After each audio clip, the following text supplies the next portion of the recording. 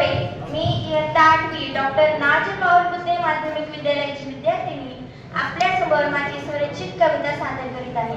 माझ्या कवितेचे शीर्षक आहे तुझी लेखणी किती दमदार. तुझी लेखणी किती दमदार, तुझी लेखणी किती दमदार. जिने बाबासाहेबांच्या हातून लिहिले संविधान, जिने बाबासाहेबांच्या हातून लिहिले संविधान. रसिकांसाठी लेखणी आहे देखणी, रसिकांसाठी लेखणी आहे देखणी.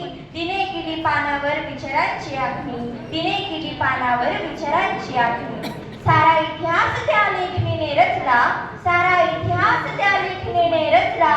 धडा बनवण्यासाठी शब्दने शब्द वेचला, धडा बनवण्यासाठी शब्दने शब्द वेचला.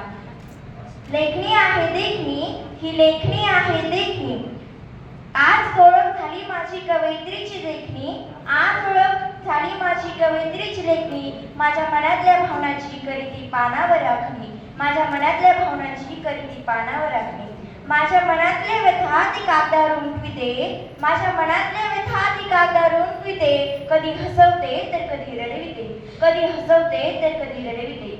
लहानपणी आई देती हातात लेखणी, लहानपणी आई देती हातात लेखणी. तिने गिरवतो आम्ही चित्रे देखणी, तिने गिरवतो आम्ही चित्रे देखणी.